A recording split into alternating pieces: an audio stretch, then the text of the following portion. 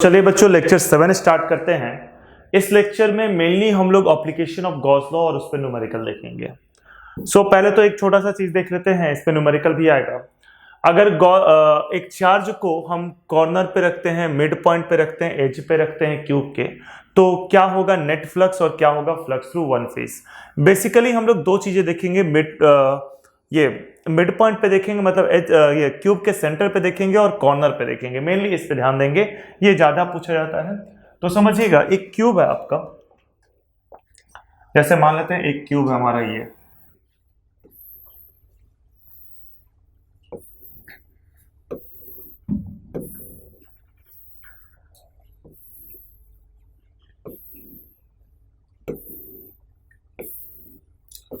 और क्यूब के सेंटर पे एक चार्ज रखा हुआ है Q.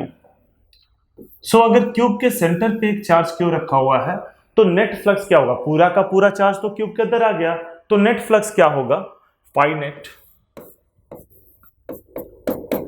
Q by epsilon naught. Simple, charge inside by epsilon naught, pi net q by epsilon naught. अब एक बात मुझे बताइएगा, एक क्यूब के कितने फेसेस होते हैं? एक क्यूब के 6 फेसेस होते हैं, है ना। 4 साइड हो गया, एक टॉप हो गया, एक बॉटम। आप जिस रूम में बैठे हो उसके कितने फेसेस हैं? 4 वॉल्स हो गए, एक टॉप हो गया, एक फेस हो गया। Room is a cube void है खैर, लेकिन क्यूब की तरह समझ सकते हो, ठीक है। तो वो आपका क्या हो गया, 6 फेसेस हो गए। तो क्यूब के कितने फेसेस होते हैं? 6 फेसेस होते हैं। तो जो आपका टोटल फ्लक्स है, वो कितने चीजों से डिवाइड होगा, कितने फेसेस में डिवाइड होगा? 6 फेसेस में डिवाइड होगा।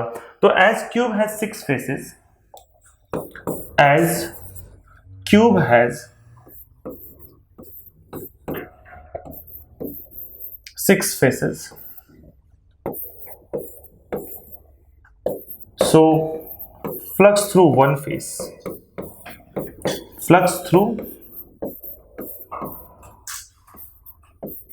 one face मतलब कि फाई वन फेस का क्या होगा? फाई वन फेस होगा आपका क्यूब बाई 6 एप्सिलॉन नॉट। 1/6 हो जाएगा, तो क्यूब बाई 6 एप्सिलॉन नॉट होगा, क्यूब बाई 6 एप्सिलॉन नॉट, क्योंकि क्यूब के पास 6 फेसेस हैं। तो ये हो गया आपका क्यूब का। अब नेक्स्ट देखते हैं। देखिए फिर से क्यूब एक बनाते हैं और चार्ज को कॉर्नर पे रखते हैं।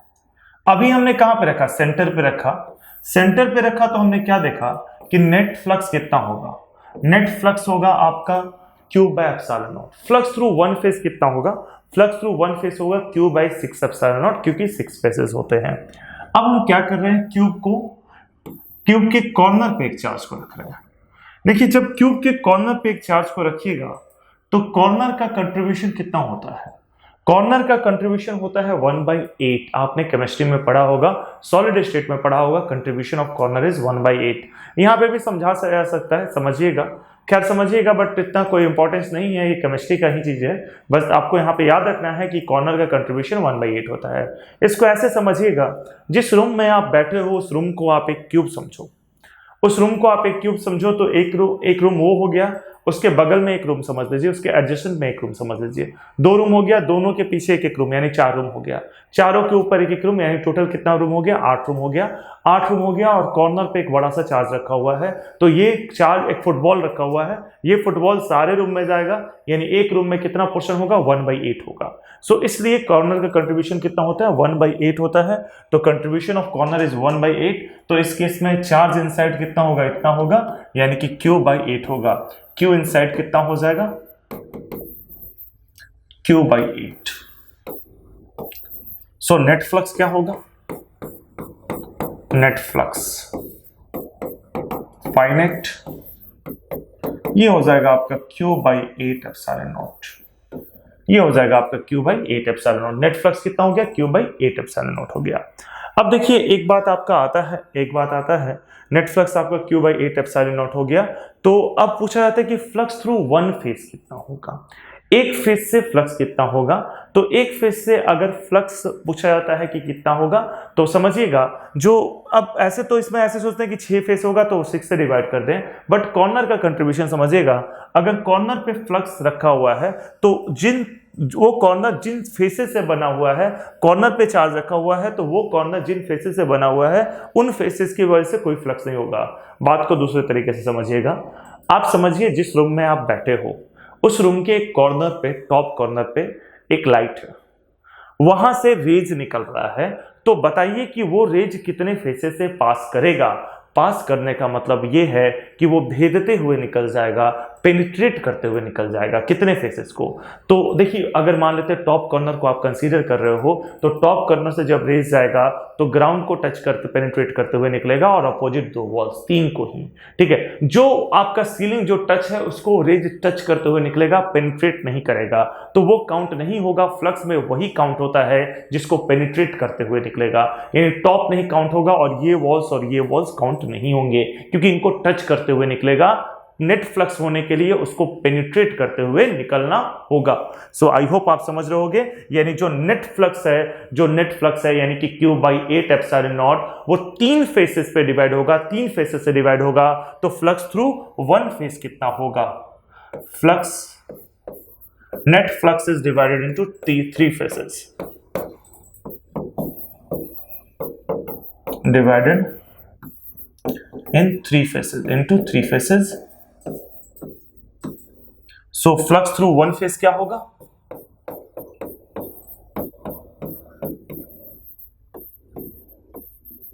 वन फेज क्या होगा? phi1 is equal to Q/24 epsilon not. 3 से डिवाइड करेंगे तो Q/24 epsilon not, phi1 phase या 5 फेज लिख लीजिए। सो आप इसे पॉज करके नोट कर लीजिए। कॉर्नर का हो गया, ये कॉर्नर का है, कॉर्नर का हम पढ़ रहे हैं, कॉर्नर का, रेड से इसको राउंड कर दो तो कॉर्नर का। इसके पहले हमने सेंटर का कर लिया, तो दो ही देखना हमें, कॉर्नर और सेंटर का। आई होप आपने इसको लिख लिया होगा। अब आगे बढ़ते हैं, ये कंसेप्ट क्वेश्चन में काम आएगा। क्वेश्चन जब आएगा तो मैं आपको दिखाऊंगा कि ये कंसेप्ट हम लोग यूज कर रहे हैं। आगे आते हैं, आगे हमें जो पढ़ना है basically application of Gauss law, इसको थोड़ा ठीक से समझते हैं। सो पहला एप्लीकेशन देखिए, तीन एप्लीकेशन है। अगर गॉस लॉ के एप्लीकेशन के बारे में बात करें तो तीन एप्लीकेशन है। पहला एप्लीकेशन है electric field due to infinite line charge, infinite line charge.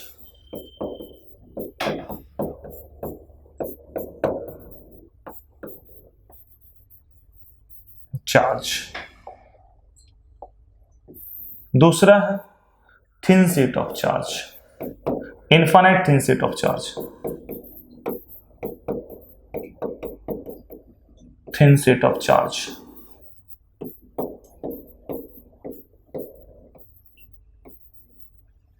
और लास्ट है आपका स्फीयर।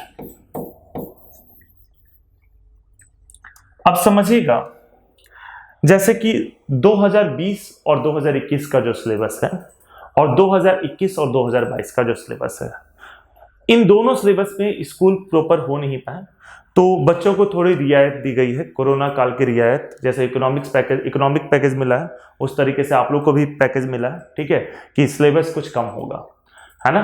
तो सिलेबस कुछ कम होगा। 2020-21 में भी ये हटा दिया गया था और 21-22 में ये हटा दिया गया है।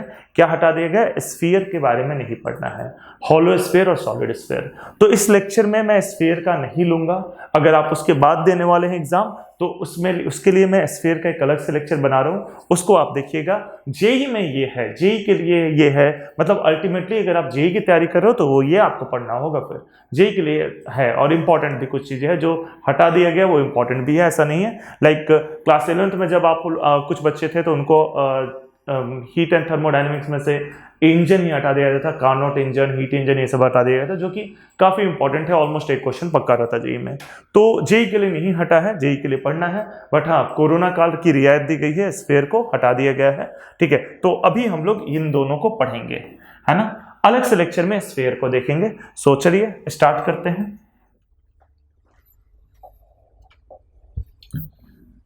सो पहला है electric field due to infinite line charge. तो देखिए पूरा कहानी है, अगर आप बैठ कर लिखना चाहते हो लिख सकते हो, electric field due to infinite line charge, consider infinite line charge, इस तरीके से जो भी कहानी है आप बैठ के लिख सकते हो। हम लोग मेन डेरिवेशन पे आते हैं, डेरिवेशन के मेन बॉडी पे आते हैं। आप चाहो तो इसको पॉज करके लिख सकते हो, ठीक है। बट हम लोग मेन डेरिवेशन पे आते हैं, यहां से समझेंगे मेन डेरिवेशन को, ठीक है। सो क्या है आपका, सबसे पहले तो हम एक इनफाइनाइट लाइन चार्ज बनाते हैं।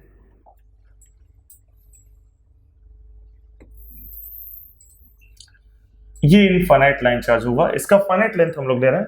बेसिकली ये इनफाइनाइट है, मतलब आगे भी ऐसे बढ़ा हुआ है और इधर भी है, ठीक है। ये इनफाइनाइट लाइन चार्ज है, उसके एक फाइनाइट लेंथ लेते हैं, ठीक है। फाइनाइट लेंथ L लेते हैं।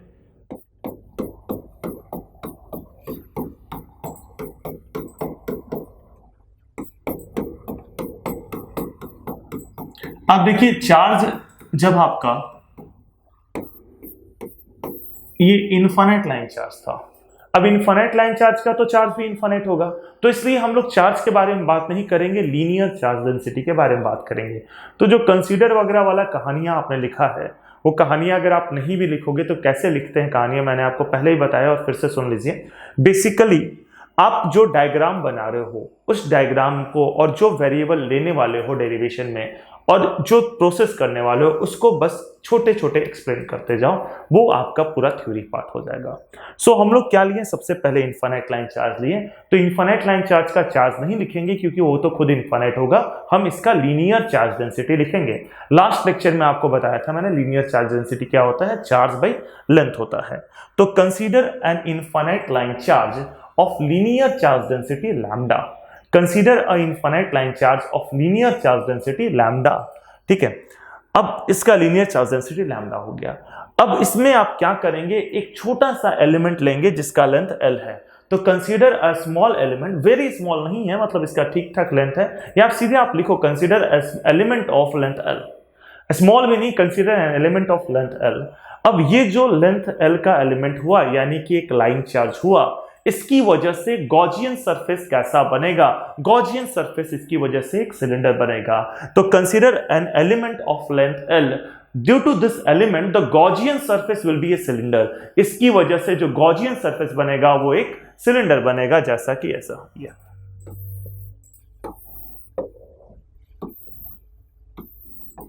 गॉसियन सरफेस इसकी वजह से एक सिलेंडर बनेगा, है ना। देखिए पॉइंट चार्ज की वजह से गॉसियन सरफेस क्या बनेगा, पॉइंट चार्ज को चारों तरफ फैलाएंगे तो स्फीयर बनेगा, जो कि हमने डेरिवेशन में यूज किया था। लाइन को चारों तरफ एक्सटेंड करेंगे तो क्या मिलेगा, सिलेंडर बनेगा। तो इसकी वजह से जो गॉसियन सरफेस होगा वो एक सिलेंडर होगा। The Gaussian surface due to this will be a cylinder. अब सिलेंडर के तीन सरफेसेस हैं, दो आपका ये साइड हो गया और एक आपका कर्व सरफेस हो गया। तो इस पे अब हम लगाएंगे गॉस लॉ। सो एक सरफेस ये हो गया, एक सरफेस ये हो गया और एक सरफेस ये हो गया। एक एक करके तीनों सरफेस को देखिएगा। जैसे जो पहला सरफेस हुआ, इस पे एरिया इधर की ओर है S1 और इलेक्ट्रिक फील्ड इधर की ओर है,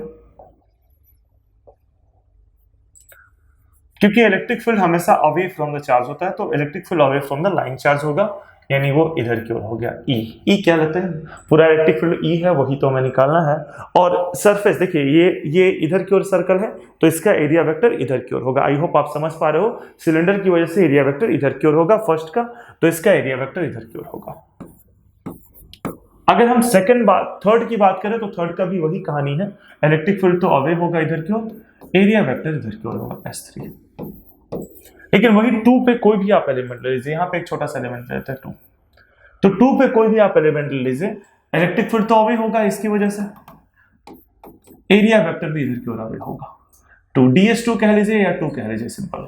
सो इसे भी हम DS1 कह देते हैं, DS एलिमेंट नहीं, क्योंकि ये DS के लिए अप्लाई करते हैं, बाद में DS का को S कर लेंगे, ठीक है। सो ये 3 एलिमेंट हो गया। सो अगर आप फर्स्ट सरफेस देखते हो, सिलेंडर इस तरीके से है, फर्स्ट सरफेस का एरिया वेक्टर इधर हो गया, सेकंड सरफेस का एरिया वेक्टर इधर हो गया, और थर्ड जो कि कर्व सरफेस है उसका जहां भी पॉइंट लेते हैं, अगर यहां पे पॉइंट लेते हैं तो इधर की ओर, अगर यहां पे पॉइंट लेते हैं तो इधर की ओर। सो आई होप आप इस बात को समझ पा रहे हो, इलेक्ट्रिक फील्ड और एरिया वेक्टर एक ही डायरेक्शन में होगा। मैं आपको एक सिलेंडर का एग्जांपल देकर भी दिखा रहा हूं। सो देखिए ये आपका सिलिंड्रिकल सरफेस हो गया, ये पहला सरफेस है, इसमें एरिया वेक्टर इधर की ओर, इलेक्ट्रिक फील्ड भी इधर की ओर। ये दूसरा सरफेस है, इसमें एरिया वेक्टर ऊपर की ओर, इलेक्ट्रिक फील्ड भी इधर की ओर। इधर चूज कीजिएगा तो इलेक्ट्रिक फील्ड इधर की ओर और एरिया वेक्टर भी इधर की ओर। और तीसरा सरफेस ये भी आपका सर्कल ही होगा, एरिया वेक्टर भी इधर की ओर, इलेक्ट्रिक फील्ड भी इधर की ओर। तो ये कुछ ऐसा होगा। और दूसरा है आपका, ठीक है, अब इसमें हम लगाते हैं गॉस लॉ, तीनों पे गॉस लॉ लगाते हैं, 1 पे, 2 पे और 3 पे, तीनों पे हम गॉस लॉ लगाते हैं। तो applying Gauss law, applying Gauss law, applying Gauss law क्या होगा आपका फर्स्ट सरफेस पे,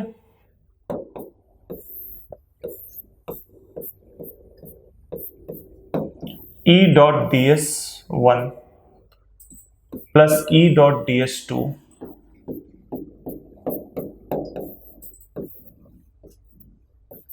plus E dot ds3,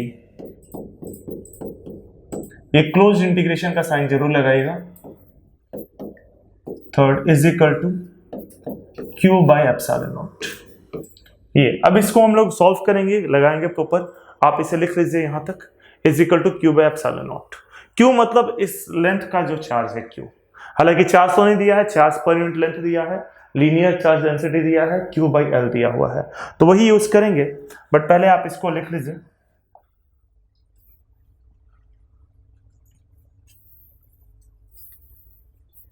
I hope आपने लिख लिया होगा, इरेज कर रहा हूं इसको मैं।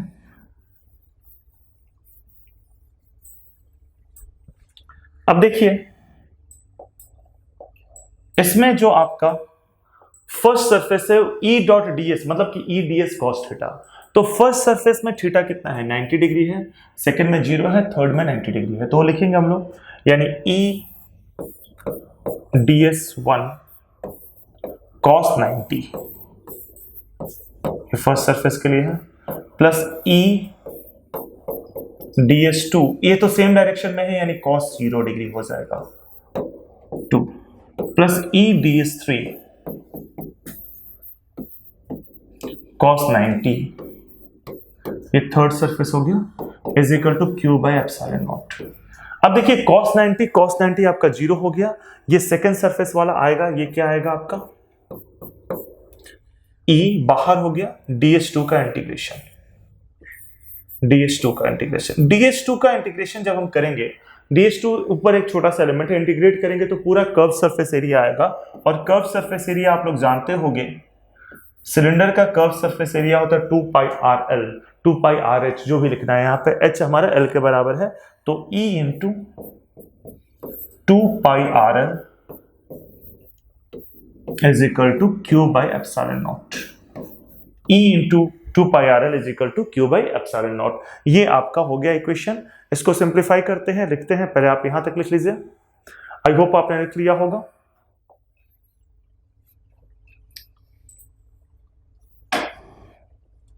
सो आपका लास्ट इक्वेशन था E इंटू, ये लास्ट लाइन आपने लिखा था 2 पाई RL, ये नहीं लिखिएगा, ये लास्ट लाइन आपने लिखा था, is equal to Q by epsilon naught.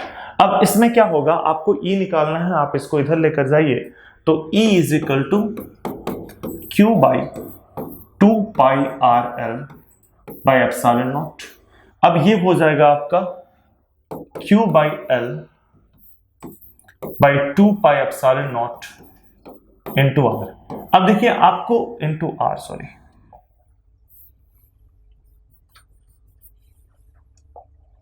Into R, आपको चार्ज नहीं दे रखा है, आपको लेंथ नहीं दे रखा, आपको दे रखा है लीनियर चार्ज डेंसिटी, यानी कि लैम्डा दे रखा है।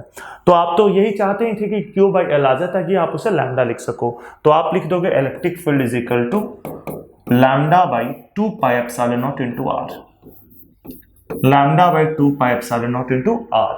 अब देखिए आपको पता होना चाहिए, आपको पता होना चाहिए कि 1 बाई 4 पाई एप्सिलॉन नॉट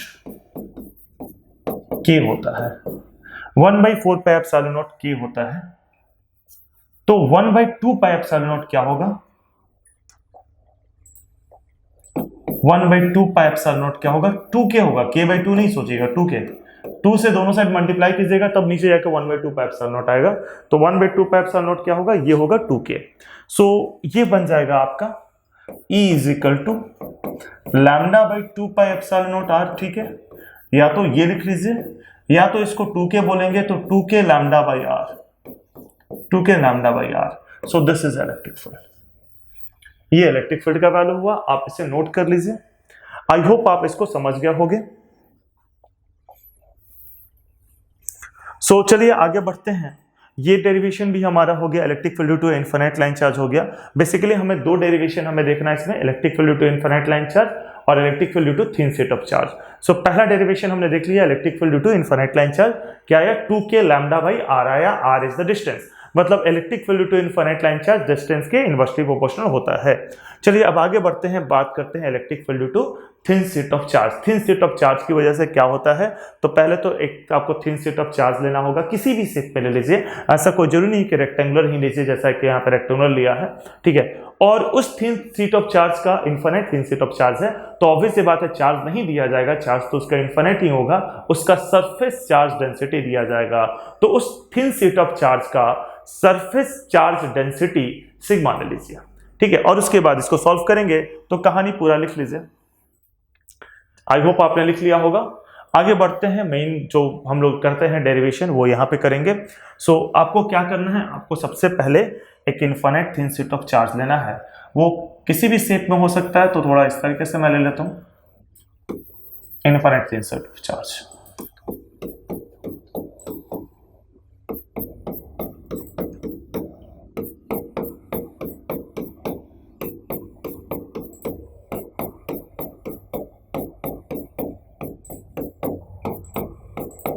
ठीक है, infinite thin sheet of charge, ठीक है।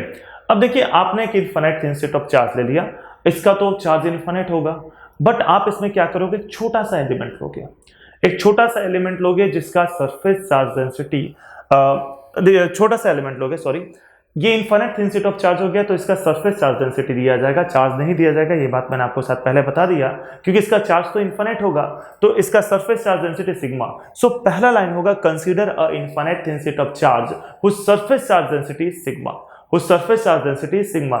उसके बाद आप इसमें एक छोटा सा एलिमेंट लोगे, छोटा सा एलिमेंट कैसा लेंगे, छोटा सा एलिमेंट आप रेक्टेंगल ले सकते हो, स्क्वायर ले सकते हो, रेक्टेंगल ले सकते हो, सर्कल ले सकते हो, कुछ भी ले सकते हो, बट हम सर्कल लेंगे। क्यों सर्कल लेंगे, क्योंकि एनसीईआरटी सर्कल लेता है, सारा बुक सर्कल लेता है, तो हम भी सर्कल लेंगे। आप ट्रायंगल लेके भी निकाल सकते हो, सेम आंसर आएगा, रेक्टेंगल लेके भी निकाल सकते हो, सेम आंसर आएगा, बट हम सर्कल लेंगे क्योंकि सारा बुक सर्कल लेता है, तो सर्कल लेके ही हम निकालेंगे। अब अगर आप एक छोटा सा एलिमेंट जब सर्कुलर लेते हो, ये छोटा सा एलिमेंट सर्कुलर लेते हो, इस सर्कल को अगर हम दोनों साइड एक्सटेंड करते हैं, इसका गॉसियन सरफेस निकालते हैं, ट्रायंगल लेते तो गॉसियन सरफेस पिरामिड आता है, रेक्टेंगल लेते तो गॉसियन सरफेस क्यूबॉइड आता है, बट जब सर्कल लोगे, दोनों साइड एक्सटेंड करोगे, दोनों साइड एक्सटेंड करोगे, तो गॉसियन सरफेस क्या आएगा, सिलेंडर आएगा। बट ये वाला सिलेंडर और जो लाइन चार्ज वाला सिलेंडर है, उसमें छोटा सा डिफरेंस है। क्या डिफरेंस है मैं समझा रहा हूं आपको। हाँ, पहले तो गॉसियन सरफेस आपका सिलेंडर आया,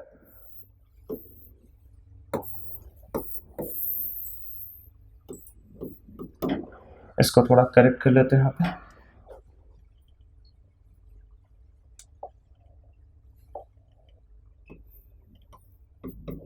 छोटा सा डिफरेंस ये है कि लाइन चार्ज की वजह से जो इलेक्ट्रिक फील्ड था वो अवे था, और यहाँ पे थिन शीट ऑफ चार्ज है इस तरीके से, तो इसका इलेक्ट्रिक फील्ड इधर की ओर इधर होगा और इसका इधर होगा। लाइन चार्ज की वजह से इलेक्ट्रिक फील्ड ऊपर अवे था, नीचे इधर अवे था, तो ये डायरेक्शन थोड़ा डिफरेंट होगा इलेक्ट्रिक फील्ड का, ये डिफरेंस है।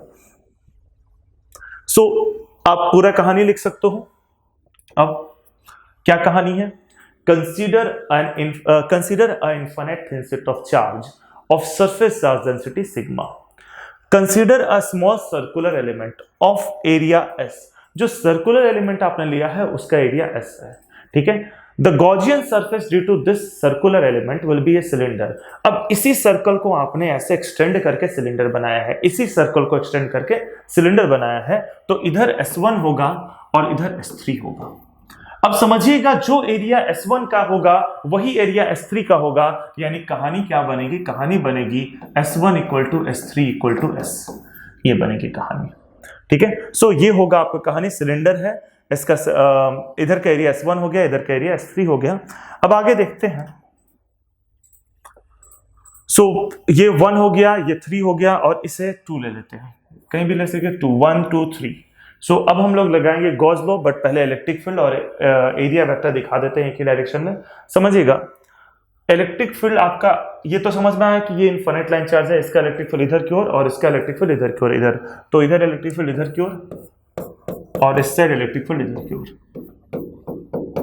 तो अगर मैं फर्स्ट सरफेस पे बात करता हूं तो इलेक्ट्रिक फील्ड भी इधर और एरिया वेक्टर भी इधर, S1 भी इधर। थर्ड पे भी बात करता हूं तो चलिए इलेक्ट्रिक फील्ड भी इधर, S3 भी इधर। लेकिन अगर मैं ये S3 लिखा हुआ, अगर मैं 2 की बात करता हूं तो इलेक्ट्रिक फील्ड तो ठीक है इधर है, 2 पे एक छोटा सा एलिमेंट लिया है यहाँ पे, एरिया वेक्टर किधर होगा, इधर हो जाएगा DS2। इसको भी DS कह देते हैं, DS1 कह देते हैं, DS3 कह देते हैं, छोटे से एरिया की बात करते हैं। बट इस केस में इलेक्ट्रिक फील्ड और एरिया वेक्टर के बीच में 90 डिग्री का एंगल आ गया। उसका उल्टा हो रहा है क्योंकि इलेक्ट्रिक फील्ड का डायरेक्शन चेंज हो गया, लाइन की वजह से इलेक्ट्रिक फील्ड ऊपर था, थिन शीट की वजह से इलेक्ट्रिक फील्ड इधर इस साइड हो गया और इधर इस साइड हो गया, क्योंकि इलेक्ट्रिक फील्ड का डायरेक्शन फिक्स है, electric field away from the positive charge होगा। अब समझिए ये मान लेते हैं सीट है आपका, ये मान लेते हैं सीट है आपका, तो इस सीट की वजह से ये सीट है, इधर पॉजिटिव चार्ज है तो इधर की ओर इलेक्ट्रिक फील्ड इधर अवे होगा और इधर की ओर इलेक्ट्रिक फील्ड इधर अवे होगा, तो कुछ ऐसा चलेगा ये। सो आप समझिएगा ये हो गया आपका। तो इस पे हम लगाते हैं Gauss law, applying Gauss law. कहां पे, 1 पे लगाएंगे, 2 पे लगाएंगे और 3 पे लगाएंगे। तो applying Gauss law, applying Gauss law, applying Gauss law, E dot DS1 first surface के लिए plus E dot DS2 second surface के लिए plus E dot DS3 third surface के लिए is equal to Q by epsilon naught. अब समझिएगा angle क्या क्या है, 1 पे 0 डिग्री है, 3 पे 0 डिग्री है और 2 पे आपका 90 डिग्री है। तो इस बात को लिखेंगे, पहले आप पॉज करके इसको लिख लीजिए यहां तक क्लियरली। अब आते हैं हम लोग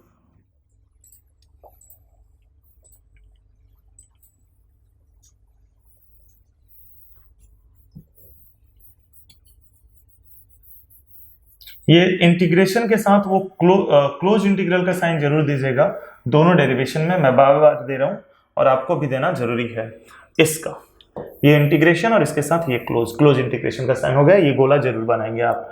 तो पहला वाला कितना एंगल बना रहा है, 0 डिग्री का, तो E DS1 cos 0 degree plus दूसरा वाला कितना बना रहा है 90 डिग्री का, तो E DS2 cos 90 डिग्री। तीसरा कितना बना रहा है 0 डिग्री का, तो plus E DS3 cos 0 degree is equal to Q by epsilon naught, is equal to Q by epsilon naught. cos 90 आपको पता है 0 होगा, तो ये बन जाएगा आपका E DS1 plus 0 plus E DS3, E DS3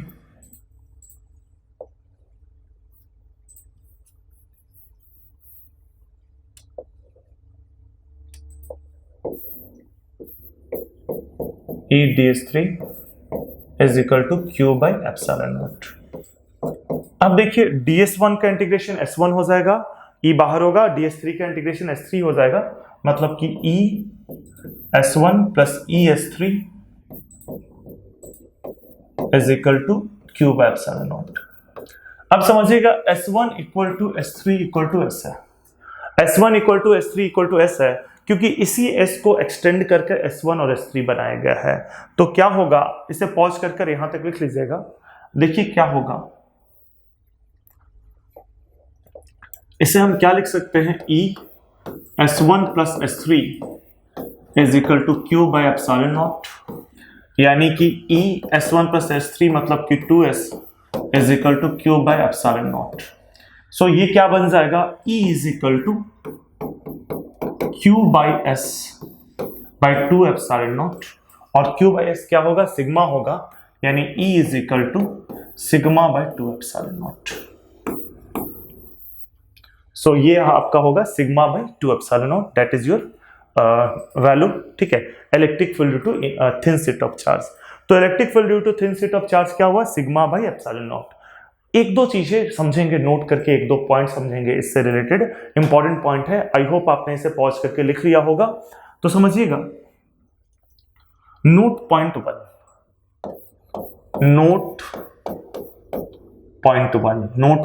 क्या है नोट वन? सो देखिए आपने दो तीन चीजें ध्यान दिया होगा। Electric field EF due to point charge, electric field due to point charge, या पॉइंट चार्ज से नहीं शुरू करते हैं, थिन शीट से ही शुरू करते हैं।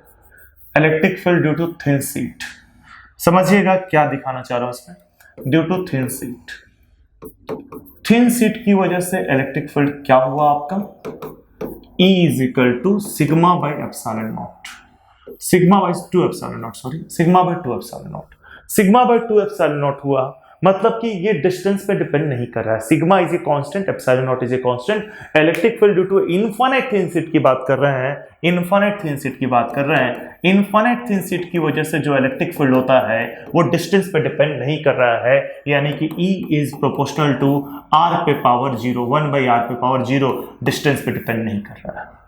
लेकिन वही अगर आप लाइन चार्ज की वजह से बात करते हो तो लाइन चार्ज की वजह से आता है 2k lambda by R, k is a constant, lambda is a constant and R यानी कि डिस्टेंस, तो डिस्टेंस पे पावर 1 पे डिपेंड कर रहा है। अभी आज ही डिराइव किया था, इसी लेक्चर में डिराइव किया था electric field due to infinite line charge.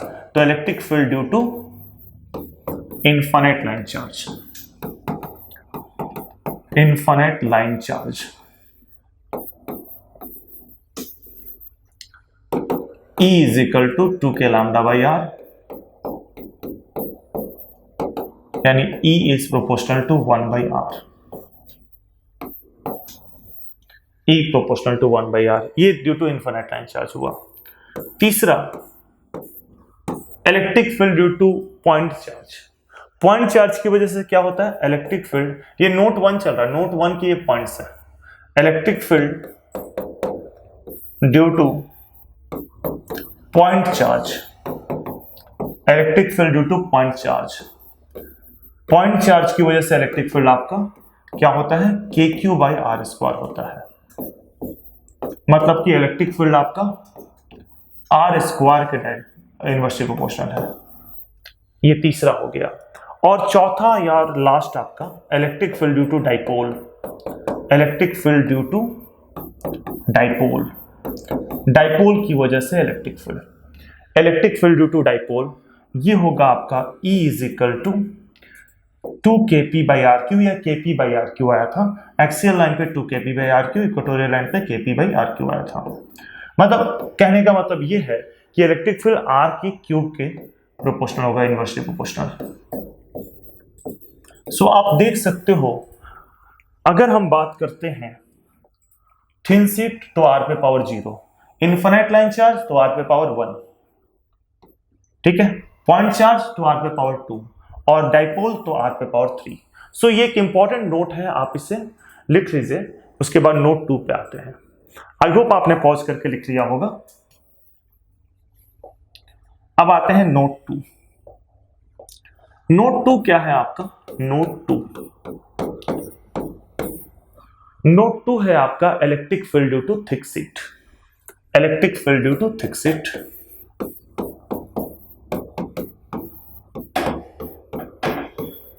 Due to thick sheet, electric field due to thick sheet. तो देखिए थिक शीट क्या होगा, थिक शीट कुछ ऐसा,